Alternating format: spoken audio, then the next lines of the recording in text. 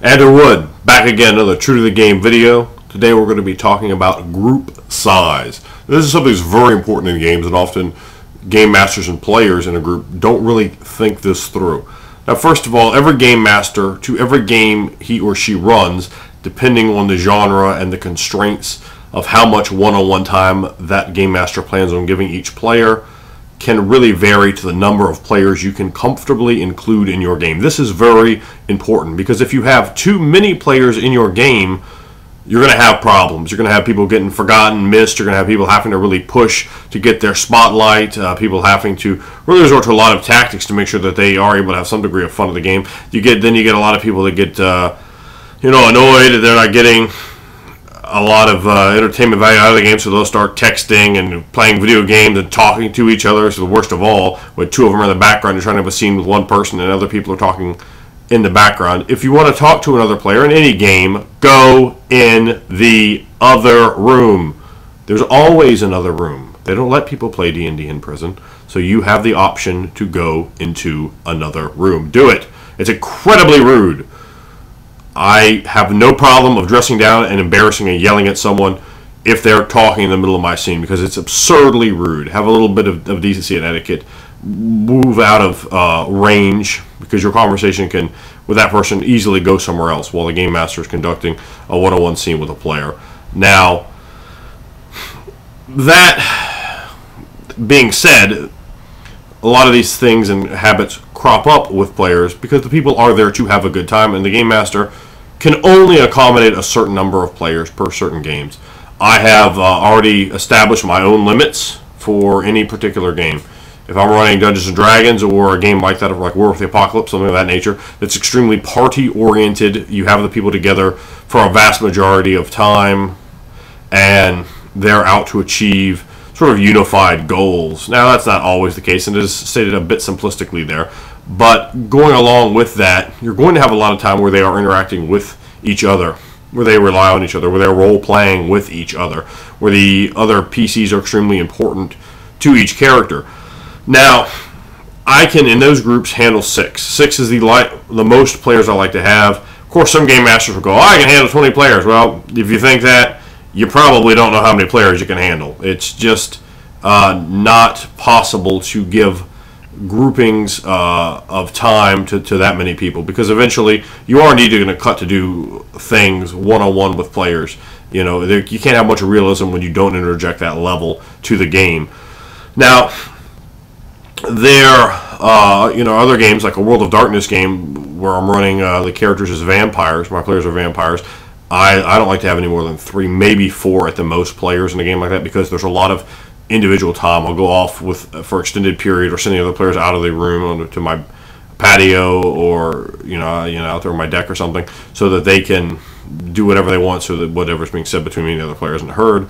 And I have a protracted period of time with that player so that they can really get into the richness and depth of their character to really examine the intricacies of whatever we're putting through at that time, whether it's politics or it's drama, if it's horror, if it's a personal struggle or what have you. In a game like that, Call of Cthulhu is a game that kind of I think would fall in the middle. I might go up to 5 players in a game like that because there's a lot of cooperative, but there's also a lot more individual than at a game like Dungeons & Dragons or a game like War of the Apocalypse. So that's something you really want to think about. I have been in games where game masters thought that I've talked to game masters and said, oh yeah, I can handle that many players, and they absolutely could not, and it was just nothing but more than out of character.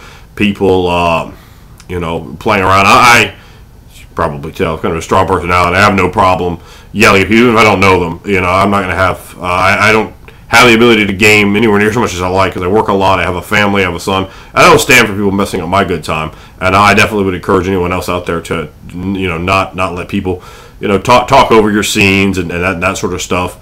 And sometimes, you got to tell people, hey, we got to get in line. We got to respect the game master. We have to allow. You have to kind of give them personal etiquette lessons. At least I do. Maybe not best for everyone's personality, but it's just not something that I find tolerable because that can really destroy the game master's energy. Check that video below, and really lead to not having the game master come back for another session. having that game fizzle out. And that is something, as young game masters, as old game masters, we really always need to evaluate how many players can we handle. These numbers can change for a large number of reasons, but I find that any more than 6 is really problematic. I've never been in a game where there were 6 players and a game master where there were more than 6 players in a game master. I would have said the game master could handle it. I have not seen that. I've been doing it for 23 years. I've seen a lot of game masters that told me they could handle, I handle 20, 30 players. Well, you might have had 20 or 30 players show up, but chances are half of them are barely even in the game. There's so little interaction with you. And, if you do combat, it'll take 4 nights to get through a round of combat when you have that many players. And again, you will find a lot of them that are towards the lower end, having barely even knowing the combat's going on. You'll have someone at asleep under the table. It could get really really bad in those sort of situations where the game master just goes, yeah, well, I have a game, you can play. Sometimes you have to tell players, no, I just can't handle anymore, because it's better that you tell someone no and they don't get to participate than everyone doesn't have a good time. It's kind of one of the jacks of playing this hobby. If what your game ends up getting too good, it's it is a problem. When I ran a real life game for 5 years, it became a problem because everybody would tell all of their friends, and sometimes without observing, again, game etiquette, just bring people over. Here's my 3 friends. They want to play too now.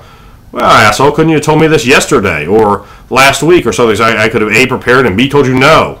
Don't do that. I don't need another 3 players over here when I already have, sometimes even more than 6. In that game, I would get really high numbers of players, and sometimes it would be problems. So, I do speak from the experience of having been overwhelmed by players a few times in the past. Of course, this is, we're over a decade ago now. And I find 6 a very comfortable number to handle. I've been doing this a long time. I would think that I've played a lot of game masters that even like 4 or 5 players was too many for them to handle. And that's okay. That's not a mark of shame on the game master. But you need to figure out with your style very objectively. You need to develop tools to really adjudicate where you stand on that, because you're going to have a better time. Your players are going to have a better time if there aren't too many people in there. You go to get into problems of spotlight hogging and individuals not really enjoying the game because there's not enough of the game there for them to enjoy. Now this goes into another subject. I'm kind of post this, I think, as a response vid to my man Rob Pepper, Bland Humanoid. He was talking about solo gaming, and he and I have actually solo gamed before together. So that definitely, we both have a perspective on how that works. It's something I like. It's not for everyone. Here's a tip to game masters who run a solo game, particularly for the first time. It's very different than a game with a bunch of players, because you have the players there to role play with each other and to be the predominant interaction and role play for them. Your NPCs have to be crisper, fresher, more three-dimensional, more real, more vivid in a one-on-one game. They should always be like that in my estimation.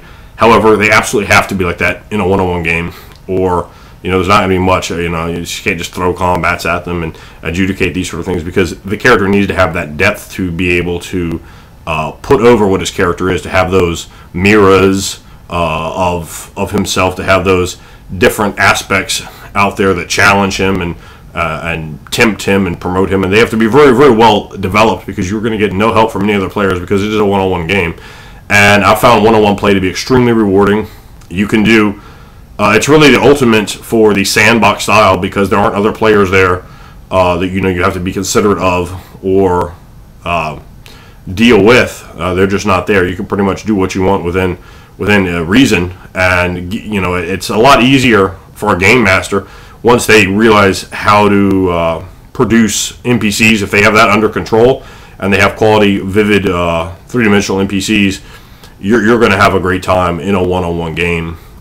That is, I think, where some people get a little leery out of one-on-one game, because it's just bland with the game master, because they don't have that full immersion yet. And once you get that, and you have a game master that can produce that, a one-on-one game is fine. Depending on where you are, you may only have one other gamer. It's you and him, and okay, well, just roll with it. But that is really again the key.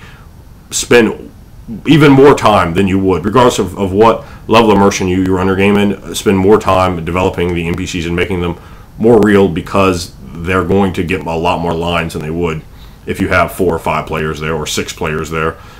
because that character needs to talk to someone at some point about something, and he will. And you need to be ready to respond accordingly with many different voices.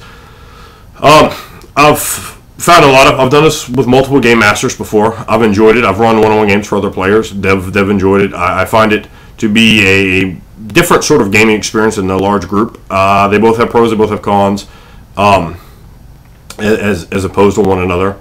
But I think it's a very valid style that some people might not give enough credence to, like Rob was talking about. So that's something that I definitely would put over for consideration. A game can be one game master, one player. You do need two people, of course, or a game master and a player, or you could have quite a few more. I'd like to hear responses below. How many players is a game master for different game systems? And I'm sure I'm not the only one. That varies from different styles and themes and moods of games to the amount of maximum player cap I'll extend. How many players you like in your game, what you think is a good number, or any experiences that you've had where there's just been a deluge, like a landslide of players, where like 18 dudes have showed up on a game for a guy who was probably fit to run about 4 or maybe 5, and is just completely blown away. I mean, he's trying, but he's really getting blown up, and then the frustration and such. So any stories that anyone would have to share along those lines, I would definitely like to hear. And anyone that would like to comment on the amount of players that they think they can handle per the different styles of games, I think that is probably a good thing to keep in mind for the conversation here. I would definitely like to hear that. So I look forward to hearing your comments on the topic of the amount of people in your game or that you think should be in your game.